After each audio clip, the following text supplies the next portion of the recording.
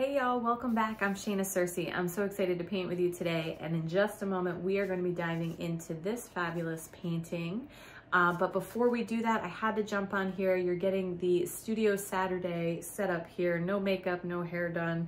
But I had to take a moment to just say thank you to two wonderful supporters, my very first super thanks supporters who were able to find the little thanks button for the comments and support me that way. So thank you so much, Donna and S. Terrace, for being the first super thanks contributors. You help me keep doing what I'm doing every day, which is paint these awesome and fun pieces with all of you. So without further ado, let's get to it. Hey, welcome back. I'm Shayna Cersei. I'm so excited to paint with you today. We are going to be doing another whimsical, fanciful fantasy landscape. We are going to be adding some new elements that I haven't done before in this type of painting, where we're going to be adding water. So we've only done landscapes with land in them. We haven't done any water yet, but we're still going to have the big moon in the background, some islands in our water, and then we also have a little theme going on here for the month of February where we're going to put in a tree, but it's going to take on a little suggestion of a holiday that may or may not fall in February. So we are going to take all of this on. I have Arches 140-pound cold pressed paper today. I have my core watercolor paints here, and I'm probably going to be using my Princeton Aqua Elite brush for the majority of this, and I may throw in my silver black velvet brush for some of the details later on. So these are the two I'm using, but whatever round brushes you have, Princeton Select I often use, but whatever brushes you have will work for this project. All right, so let's get started. So now that I've drawn out my landscape, very simple, horizon line, moon shape that I put up here, tracing my tape roll, and then just some little island shape, you know, very simple, kind of oval with a flat line at the bottom, and then some rocks down here, some rounded rocks. I'm just gonna take my kneaded eraser and lighten all of those lines up so that really I'm seeing them, but you shouldn't be able to see them very well. And we're gonna dive right in. All right, I'm gonna start with some phthalo blue. I'm gonna pull out here, but I'm gonna water it down quite a bit. I'm gonna make a nice light phthalo blue. In this one, I'm going to be leaving the sky completely white. So I'm gonna start with my water, and I'm just going to do a flat wash along the water. I'm gonna go right over the tree. I did put in just a tree trunk just to give me an idea where that would be. I didn't do all of the branches in pencil. I'm gonna go around my island.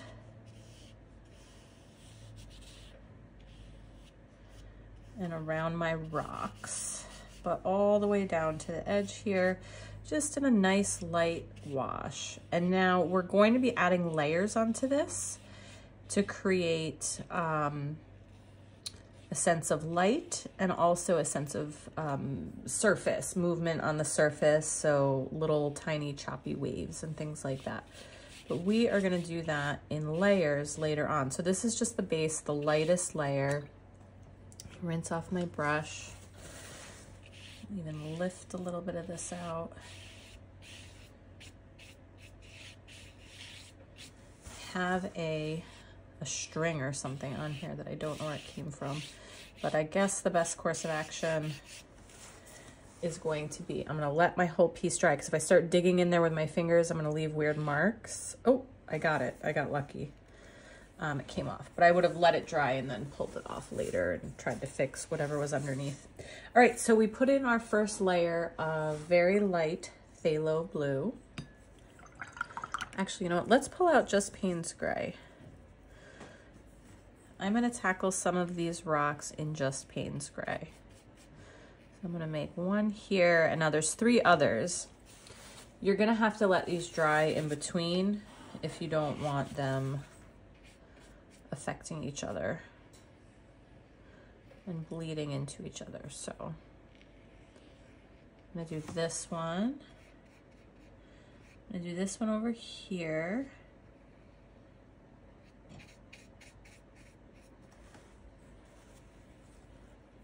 And my island, I'm just waiting for the water to dry enough, but I think it has.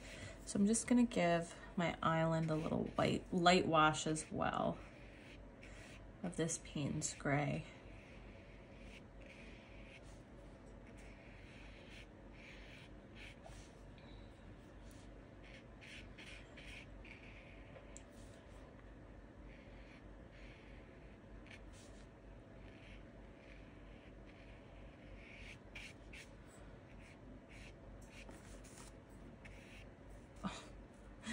Just splattered, like wiping off my brush. I don't know if you saw it. There's like a few little splatters. Most of them didn't fall onto the painting, but I got it on my face. But I splattered when I was wiping off my brush and I let go of the bristles. I did not do it gently. All right. So make sure this dries. I'm going to dry it with my heat tool.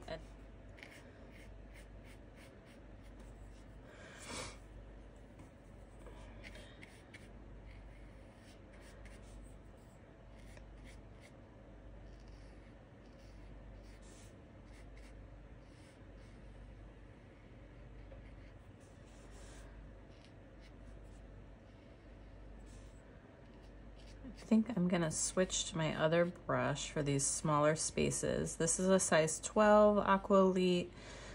I've abused it quite a bit, so it doesn't have the best tip on it anymore, but it sure holds a lot of water. I love it for big washes, which is why I liked it for the water.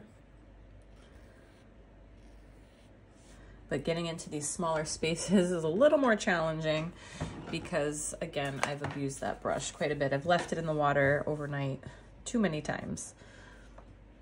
All right, I'm gonna dry these and do that last one in the middle there. All right, let's do this last one in the middle. And I'm definitely switching my brush. I'm gonna actually pick up my Prince & Select size 8. Payne's Gray. And you know, I'm gonna do more than one layer on these guys here. I'm just gonna do one layer now and we'll revisit them.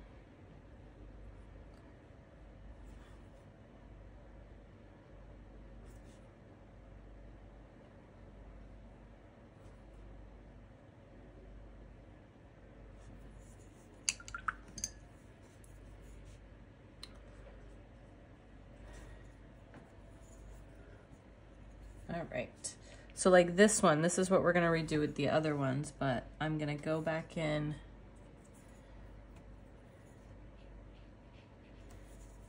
layer and then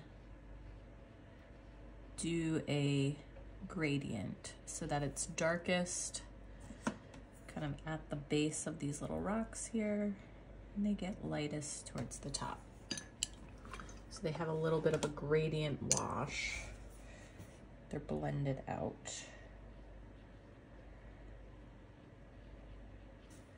I'm gonna do the same thing with our island. I feel like I just picked up some white somewhere on my palette, some bleed-proof white or something like that.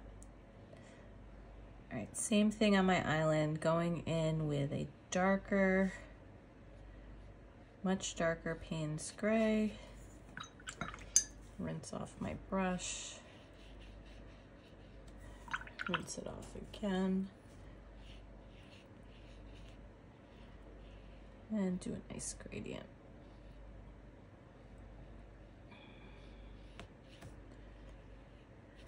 And I'm just kind of bopping around to these different areas depending on what's dry. So if that works out in a different order from you, they're all kind of being done the same, that's totally fine. Just trying to work efficiently here.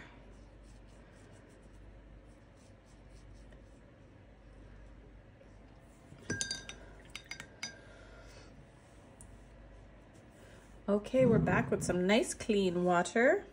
Now, like I said before, we're leaving the sky completely white, but I am going to, with just water, fill in the moon shape. So the circle or the half circle moon shape that we put up here, sun shape. I don't really know. You know, this is where the fanciful whimsy comes in, where it's like, it's obviously far bigger than any moon or sun we have. And it's like very light out in this landscape. The sky is white. So is it a moon? Is it a sun? I don't know. We're gonna paint it like the moon. And why would the moon be out and up like during the day? It wouldn't, but that's okay. All right, so I'm using just watered down Payne's gray.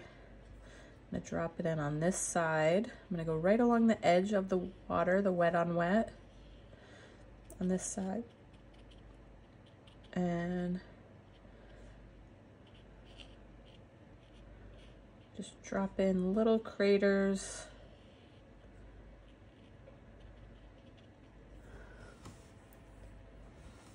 And letting the wet on wet kind of do its thing. I'm rinsing my brush mostly off. It's got a little tint to it. I'm just adding to this wet area over here. So this is gonna be more textured on this side. This, I just left a little bit of color in my brush so that it shows up on this white background.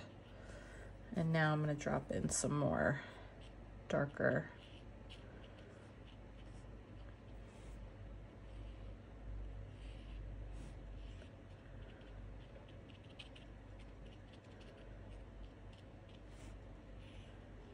And because the sky is white, I don't have to worry about preserving the whiteness of the moon too much.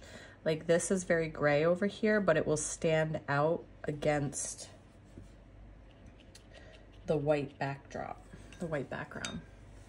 All right, we've added a lot. I'm gonna dry off my brush. I'm gonna bring in my Princeton Select and just push some of this back and lift a little bit between these out, just a little. Okay, and I'm gonna let that dry, and it's gonna continue to do its work, wet on wet, and I think it will be great in the long run. All right, so let's revisit our other rocks down here. Let's get these all in tip-top shape. More Payne's gray. This one I'm gonna redo because even it just didn't have a nice gradient. It didn't do what I was hoping it was gonna do. So I'm just gonna put another layer on there. So smooth this out a little bit. I'm gonna go into this one right here.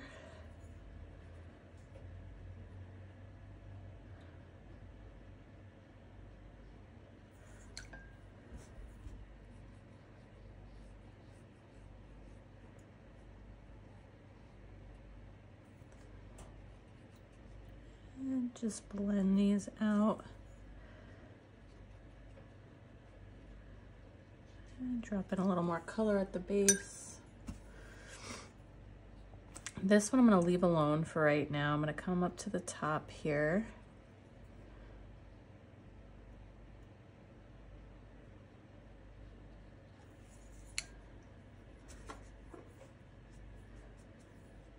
And just blend that out. It's important to dab off your brush in between things. So right now I'm pulling some color off. I'm wiping it on my paper towel. Sorry, you can't always see that. It's a little off camera. But I'm blending it out, rinsing, dabbing on my paper towel.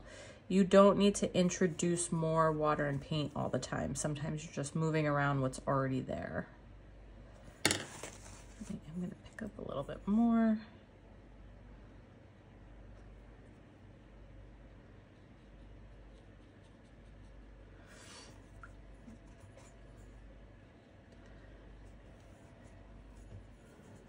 And this last rock here, let me just dry this really quick. All right, and then my last rock, I'm gonna add a little bit more. Another layer, a little bit more color.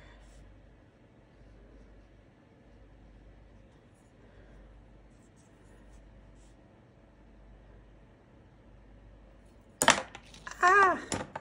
Okay, so I just dropped my whole brush on my painting. I'm not gonna panic. I'm gonna look at the spots. This is gonna be covered up with darker color in a moment. My moon, I don't really want those spots super dark in there. I'm just gonna go in, pull those out. This is fine. And yeah, it's not a disaster. I'm lucky. None of it ended up on the sky, which I do actually just want to be white. Some just ended on my rocks. I'm gonna blend them out. The stuff that's on the water, I'm not worried about. So there you go. For those of you who like me to leave in mistakes and blunders, you get to keep that one for free. I drop my brush like that often. I don't know what it is, but I'm just gonna mop up these extra splotches so I don't like run my hand through them and get them on the painting. All right. So I have a couple right here, like there's one right there and one right here. I'm not gonna worry about it because I'm actually gonna be putting darker color kind of in this area anyway. All right, so let's work on that. While these dry, let's get our color. So we're going to do phthalo blue again and some Payne's gray.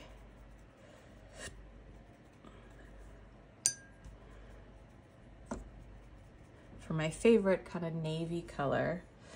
And I'm gonna start to work my way around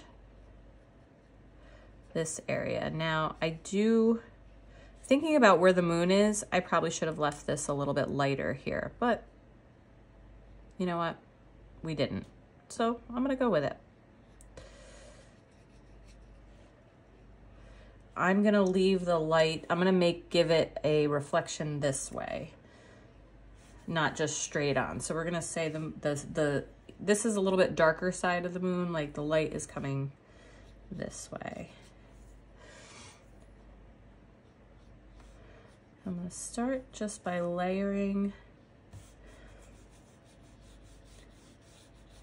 and I'm letting bits peek through. You can see I'm not worried about just yet like every little bit being covered up below. I'm gonna take my brush, I'm gonna rinse it off, I'm gonna blend this out a little bit. I'm gonna come over here.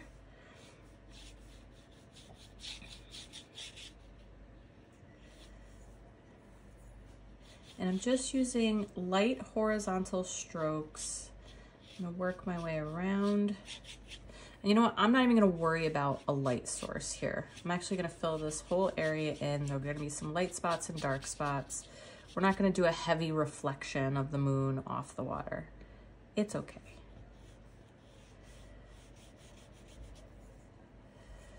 We'll leave a few bits and bobs of areas that are going to definitely be lighter, but we're just gonna keep blending this in.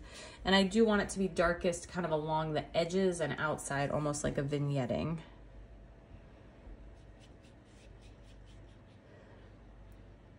I'm gonna work around these rocks. And while this is still wet, because this is 100% cotton paper, I have some time to work with it and even re-wet some areas, and it takes it pretty well.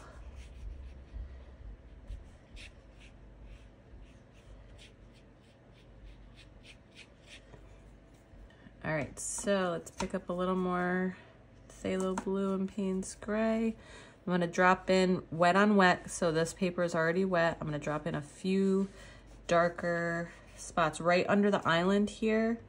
It's gonna have a little bit of a shadow, so I'm definitely gonna make it darker there, darker over here. This is naturally, because of the vignetting I'm creating, is gonna have a lighter area kind of in the middle here.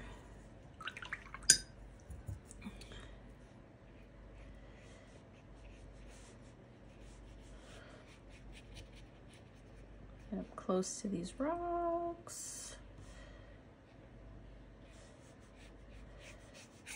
I'm not gonna touch this bright white patch.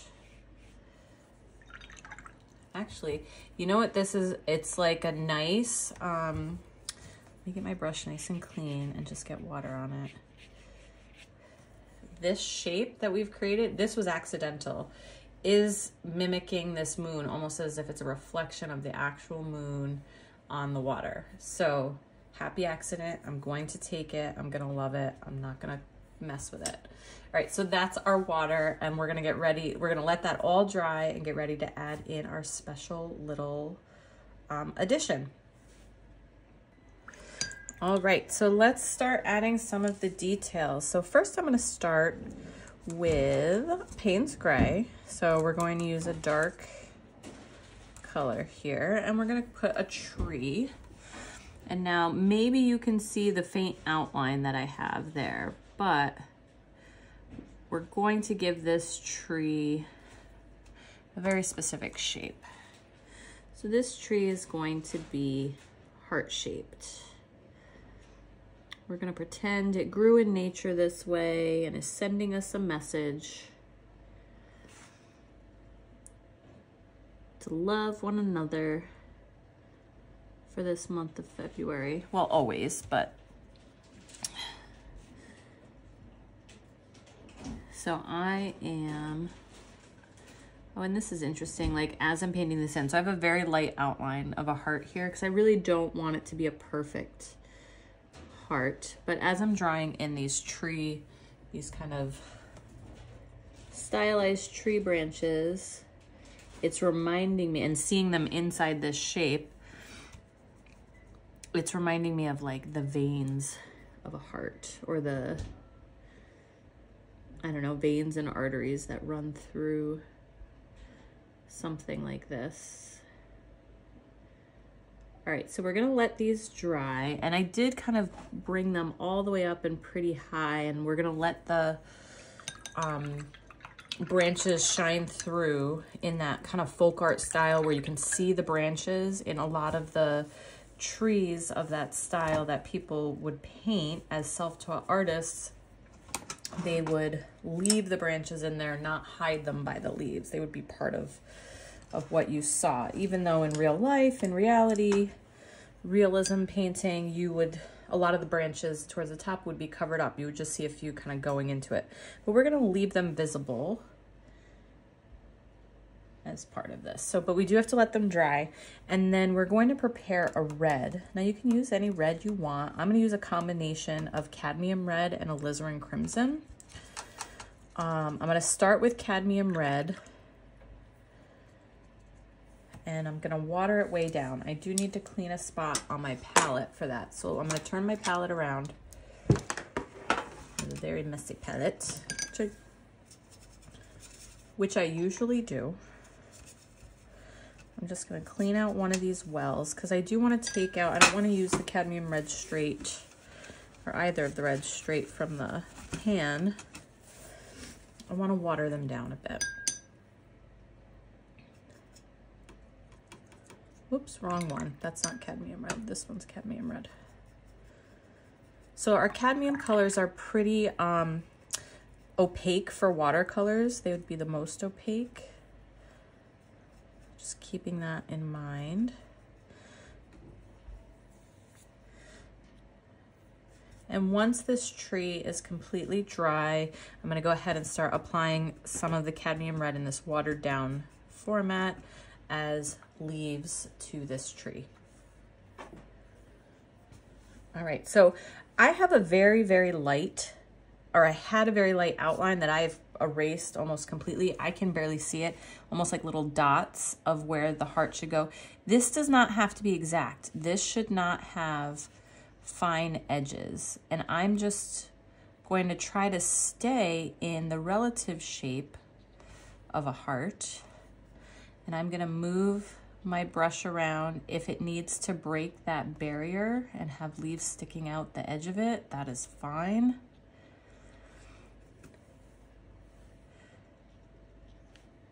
Because otherwise it feels just a little too forced.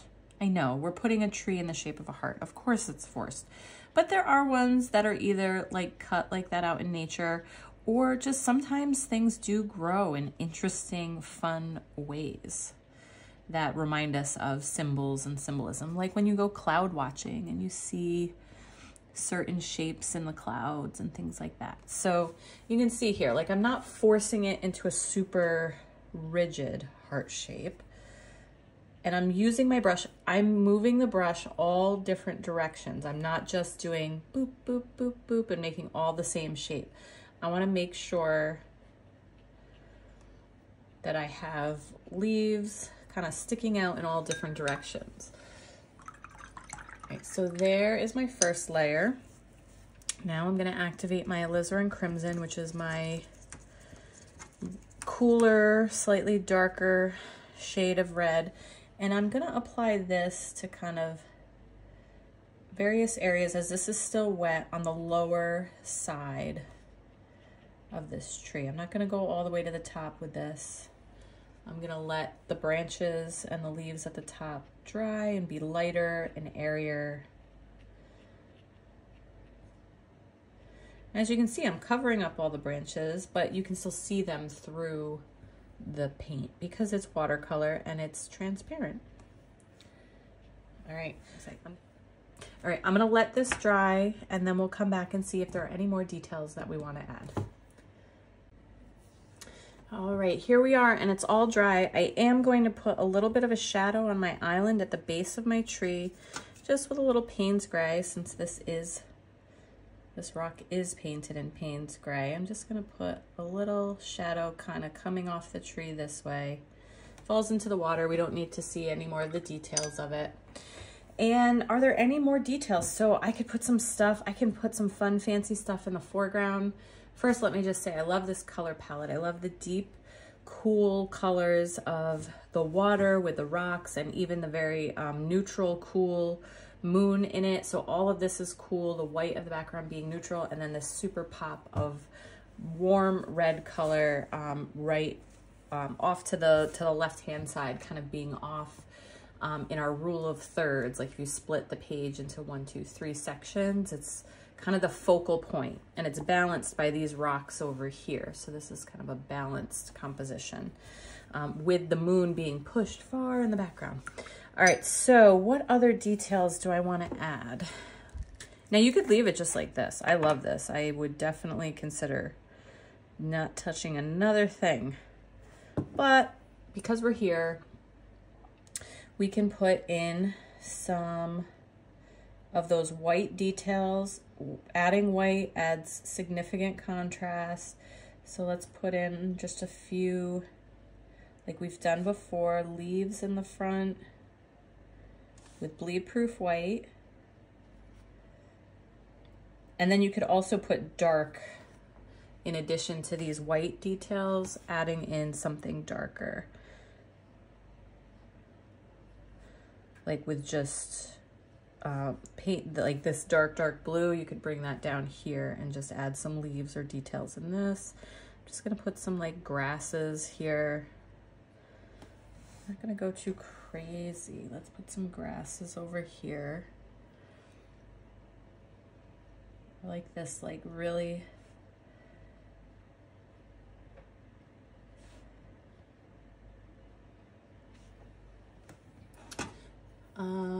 and what else? You could put a whole white tree somewhere if you wanted to. I don't know if that's a good idea. Yeah, because if I go across this way, across the moon, it won't be very contrasty. So you might lose it in the moon if I did like a tree in white across this way, but you could put a darker colored one. This is where you should experiment. So I will invite you on Facebook. There's a group called Umbrella Arts Academy Watercolor, which is one of my groups where you can, as you try paintings, either in my classroom or from my YouTube channel, you can add your attempts in there. So find the group Umbrella Arts Academy Watercolor, and that's my group. You will be welcome with open arms. It's pretty new. There's not a lot of folks in it, and you can add your attempts at these paintings as well. I love to see people when they tag me on Instagram or on Facebook with their attempts at different paintings, because often they're super awesome and they are variations of something I've done, so they're like an even better version. Or when we get to this stage and I tell people, go experiment, add different things, it's always great to see those different things. So tag me so I can see what you're working on, and also go join that group on Facebook if you use Facebook. Awesome. Yeah, that's fun. I love that. You could add some islands in the background along the moons by just putting them in Payne's Gray. I'm gonna get crazy now. This video is gonna be forever long because I'm just loving this painting. So I'm just gonna add some land back here in Payne's Gray. I'm gonna go along the horizon in front of the moon. And we're just gonna put some island mountains back here.